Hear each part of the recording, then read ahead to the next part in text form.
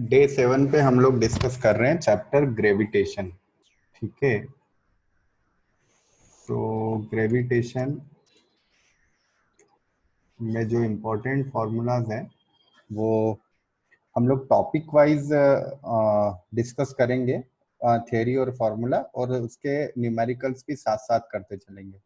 ठीक है, तो एक लेक्चर में हम लोग उसके कॉन्सेप्ट और उसके फार्मूलाज डिस्कस करने वाले हैं और दूसरे लेक्चर में हम उससे रिलेटेड न्यूमेरिकल्स करने वाले हैं। ठीक है, वो आपके लिए ज़्यादा कंफर्टेबल हो जाएगा क्योंकि वही फॉर्मूला तुरंत आपको नेक्स्ट जो न्यूमेरिकल्स होंगे उसमें यूज करना है। So gravitational force number 1 fundamental force होता है, ये बात याद रखिए। 4 तरह के फंडामेंटल फोर्सेस होते हैं। कौन कौन से फोर्सेस मैं लिख नहीं रहा हूँ, आप लोग सुन लीजिए ध्यान से। 4 तरह के फंडामेंटल फोर्सेस होते हैं। एक होता है न्यूक्लियर फोर्स, एक होता है इलेक्ट्रोमैग्नेटिक फोर्स, एक होता है ग्रेविटेशनल फोर्स और एक होता है वीक फोर्स। तो उनमें से एक है ग्रेविटेशनल फोर्स, मतलब ये फंडामेंटल फोर्स है। ठीक है, दूसरी बात, पेयर फोर्स होता है, इसलिए दोनों बॉडीज पे सेम लगता है। पेयर फोर्स होता है इसलिए दोनों बॉडी पे सेम लगता है। नेचर इसका अट्रैक्टिव होता है, हमेशा अट्रैक्टिव इन नेचर।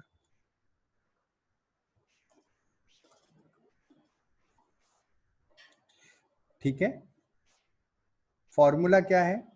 तो उसके लिए पहले दो मासेस ले लेते हैं। मास है m1 और दूसरा मास जो है वो हमने लिया m2। ये दो मासेस है।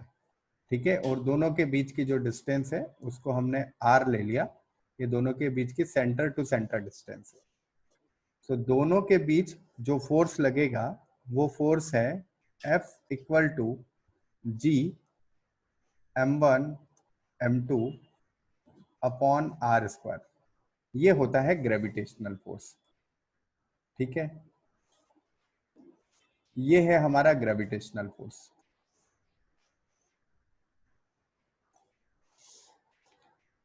इसमें G क्या है?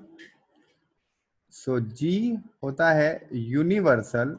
ये वर्ड ध्यान से सुनिए, universal, universal gravitational constant.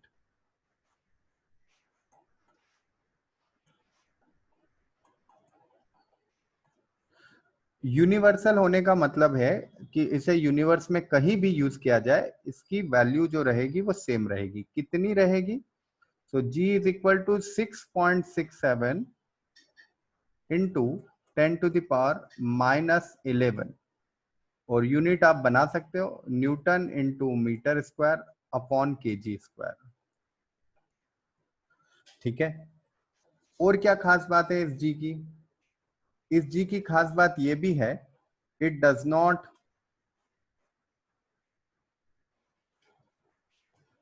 Depend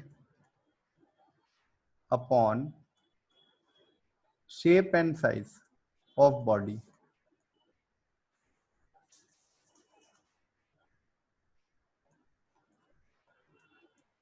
and also not on medium. कोई भी मीडियम रख दिया जाए उस पर यह डिपेंड नहीं करता है। क्या किसी चीज पे डिपेंड करता है? क्या किसी चीज पे डिपेंड करता है? हाँ, एक चीज पे डिपेंड करता है, यूनिट सिस्टम पे। Depends on unit system. अगर यूनिट सिस्टम चेंज करेंगे आप, न्यूटन के बजाय डाइन लेंगे यहाँ, मीटर के बजाय सेंटीमीटर, तो जी की वैल्यू चेंज हो जाएगी। तो डिपेंड्स ऑन यूनिट सिस्टम, ये हम कह सकते हैं। ये सभी कांस्टेंट डिपेंड करते हैं, डिपेंड्स ऑन यूनिट सिस्टम। ठीक है, ग्रेविटेशनल फोर्स के बारे में न्यूटन ने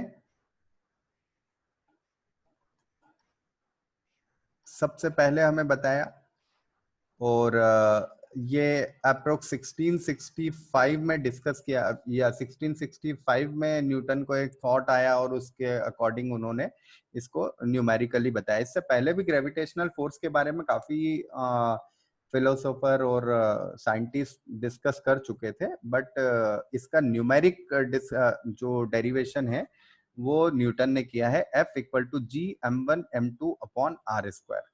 ठीक है,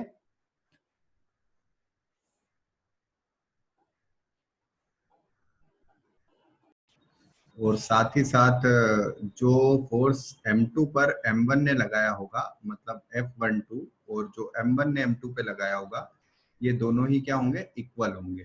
ठीक है ना, मतलब F12 equal to F of 21, लेकिन क्योंकि इनकी डायरेक्शन अलग अलग है इसलिए यहाँ माइनस का साइन लगा देते हैं। ठीक है, तो इससे ये बात समझ में आ जाती है कि जितना फोर्स m1 पे आपने लगाया होगा, m2 ने लगाया होगा, उतना ही फोर्स m2 पे m1 ने भी लगाया है। ठीक है ना, अब इससे रिलेटेड कुछ न्यूमेरिकल्स हम देख लेते हैं।